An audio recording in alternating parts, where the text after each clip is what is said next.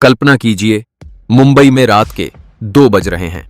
सड़कें एकदम खाली और शांत हैं। अचानक एक कार एक मशहूर संगीत निर्देशक के घर के सामने जोर से रुकती है। एक आदमी बाहर निकलता है, दरवाजा खटखटाता है।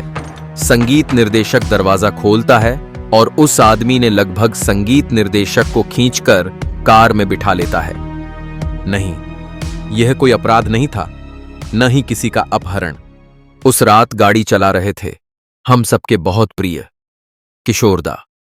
बगल वाली सीट पर अपने पायजामे में पूरी तरह से भ्रमित अवस्था में बैठे थे हमारे प्रिय पंचमदा। और उस रात तारों से घिरे एक सुनसान पेट्रोल पंप पर एक ऐसी बातचीत हुई दोस्तों, जिसने भारतीय इतिहास के सबसे भावपूर्ण गीतों में से एक को जन्म दिया।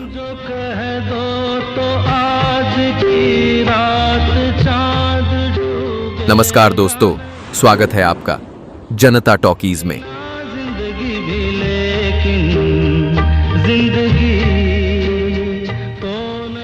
रुक जाना नहीं गाने के पिछले एपिसोड के बाद जो रिकॉर्डिंग स्टूडियो के अंदर एक भावनात्मक जंग थी, आज हम किशोरदा के एक और एपिसोड के साथ आए हैं, जो एक मिडनाइट ड्राइव, एक सुनसान पेट्रोल पंप और एक अमर गीत के जन्म की सच्ची कहानी है। यह सन 1975 की बात है। फिल्म थी आंधी। गुलजार साहब ने फिल्म आंधी के लिए जो गीत लिखे थे, वो गीत कम, गहरी कविता ज्यादा थे। पंचमदा एक विशेष गीत की रचना को लेकर संघर्ष कर रहे थे।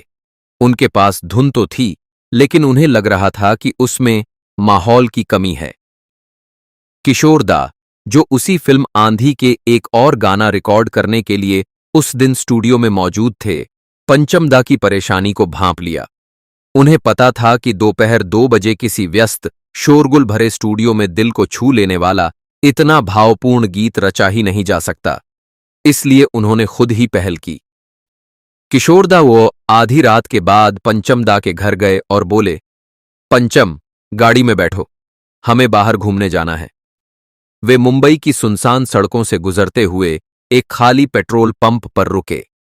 किशोरदा और पंचमदा वहां घंटों बैठे रहे, एक गायक और एक संगीत निर्देशक के रूप में नहीं, बल्कि 2 दोस्तों के रूप में।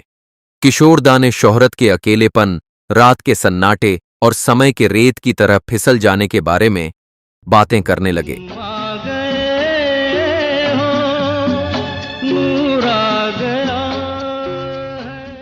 किशोरदा ने पंचमदा से कहा, यह गाना ऑडियंस के लिए नहीं है पंचम, यह गाना उस इंसान के लिए है जिसे हम आईने में देखते हैं जब दुनिया सो रही होती है। अगर तुम गाने की पंक्तियों को इस तरह से सोचोगे, सिर्फ तभी तुम्हें वो लय मिलेगी जिसकी तुम्हें तलाश है। पंचमदा काफी देर किशोरदा के साथ उधर बैठे रहे। कार के इंजन की धीमी आवाज और पेट्रोल पंप की टिमटिमाती रोशनी ने उन्हें अचानक वो लय दी जिसकी उन्हें तलाश थी। इस मोड़ से जाते हैं,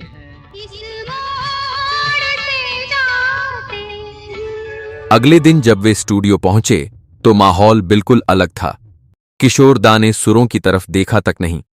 लता जी का गाने का हिस्सा खत्म होने के बाद जब किशोरदा ने गाना शुरू किया तो उन्होंने अपनी आंखें बंद कर लीं और ऐसे गाने लगे मानो वे अब भी उसी पेट्रोल पंप पर अपने दोस्त से अंधेरे में बातें कर रहे हों। दोस्तों, वह गाना था, तेरे बिना जिंदगी से कोई शिकवा तो नहीं।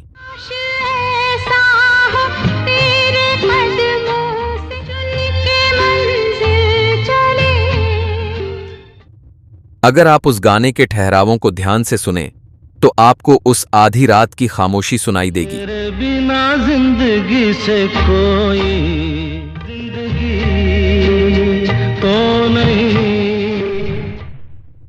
गुलजार साहब अक्सर कहते थे कि किशोरदा ने सिर्फ उन शब्दों को गाया ही नहीं, बल्कि गाने के उन शब्दों से उस रात को जिया भी था।